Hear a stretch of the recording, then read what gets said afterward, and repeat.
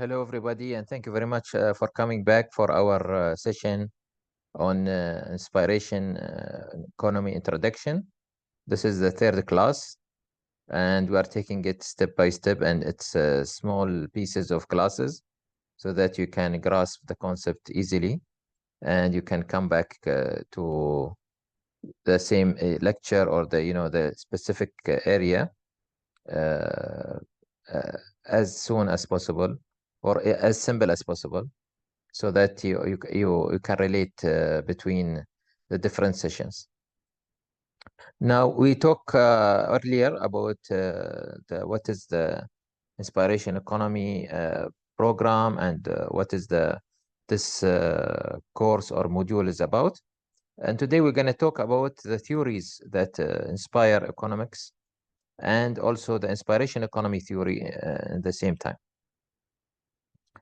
Now, there have been a lot of influence of inspiration economy theories that came throughout time, because this is what is brought up for us, the inspiration economy that we know today.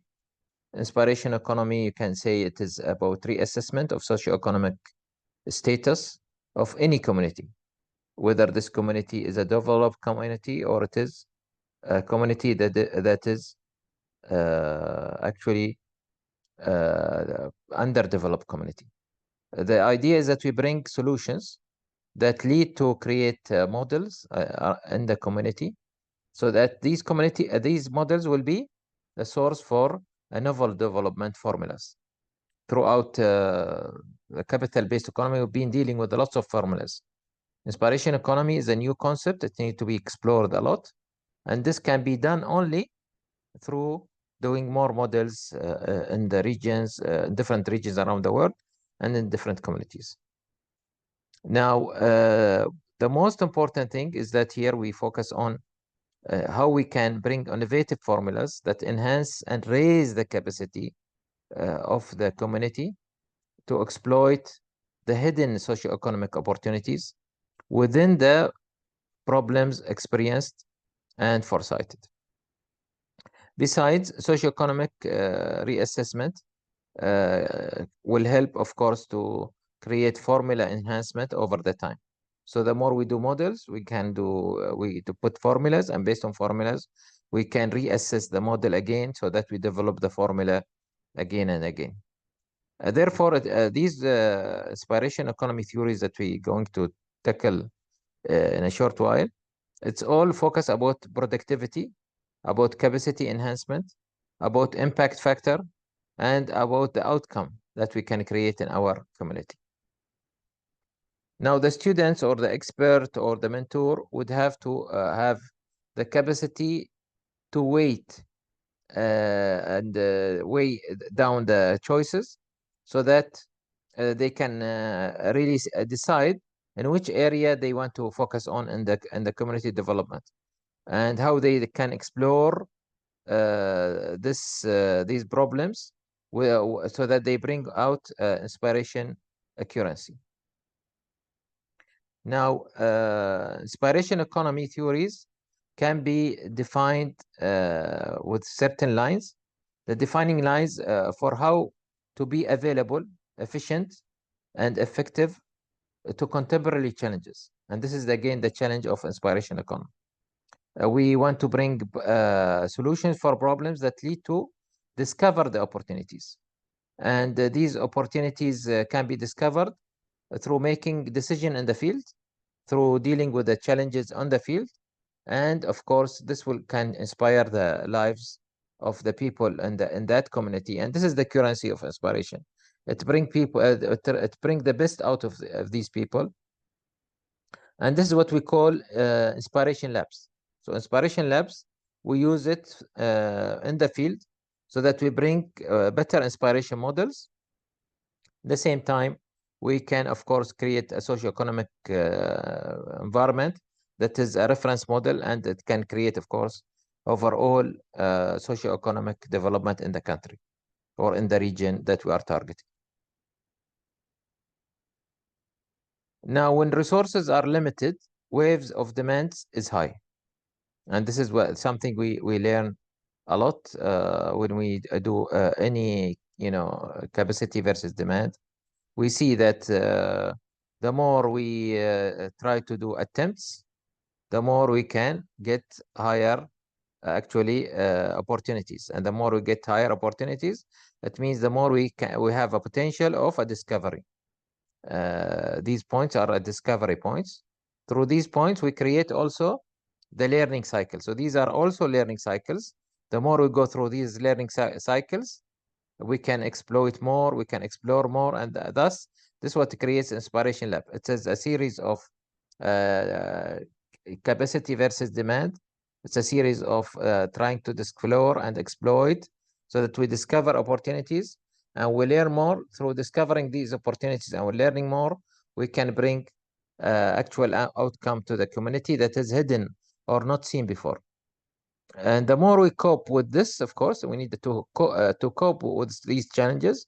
The more we can exploit our internal inspiration currency, whether this is an individual level, organization level, or a community level, or a country level even. Now, Live Labs is it's meant for the betterment of humanity. If we have always actually such type of labs, we can reduce the community dependency on financial resources, and we can increase, of course, the community independence over time, so that it will become more self-sufficient communities. Now, how the principle of economics is inspired by psychology. We focus here on the modern economics and psychology in general, where we are talking about the human behavior. The human behavior is a common theme in inspiration economy. It talks about coexistence, talks about selection of interaction. It talks about the focus on how we can link economics to psychological foundations, and it takes us also a focus on how we can really address the necessities of the human side to the economy. If we notice that one of the earliest, of course, theories was about economics and psychology, and how it is. They mentioned that it's we need to shift towards inspired economics and so on. If we take it closer, we can see that many authors also have written about the importance of overcoming the cognitive capacities, and through maximizing the utility subject to constraints, optimizing the constraints, and the issue of reaching to a satisfying level where we can really improve our behaviors so that we can bring out the best of the humans. And for that, many people, they talk about the anchoring, the endowment, the sunk cost, the availability, and the framing effect. All these are supposed to be systematic and with high rationality to make it conventional, to overcome the conventional economics and bring in more disruptive economic approaches. Now, also one of the things that is we learn from the work of many economics is that we need to incorporate more ideas from psychology or neurosciences today it's called also through the movement of behavioral economics, so that we can really bring in lots of solutions relevant to humans, and especially that today we are having more complex environment because of the fast changes of the technology of it's about also climate change and so on. For that, we believe that is the economics is it's true, it is the queen of social sciences, but it needs to have integrated and more integration with other sciences like social sciences, which including psychology, like again neurosciences, and science and the medicine and so on, so that we can bring better solutions for the humanity. And this is what is inspiration economy is about.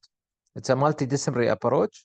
It overcomes the imperialistic economics towards more of a multidisciplinary approach toward economy. Now, we know that from history is that when we talk about psychology, we talk about the mind, and we talk about the mindset, and we talk about the level of pleasure and satisfaction, and how to measure that. So this is one of the challenges will be in our inspiration economy, and this is what we have tried to put the first steps towards that clearly. The other thing is that we're going to have more work on relevant to how we relate our theories to the classical economic theories that's specialized in the welfare of economics. Now, for that, I believe for you reading such a collection of chapters from this paper, because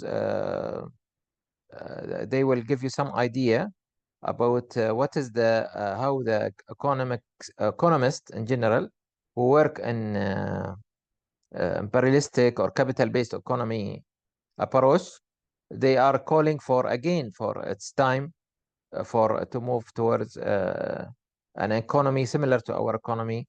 Maybe they don't know the detail about it like we know about it now, since we've been working on it in the last 10 years, but at least they are calling for that. And this is a clear sign that is about the importance of inspiration economy.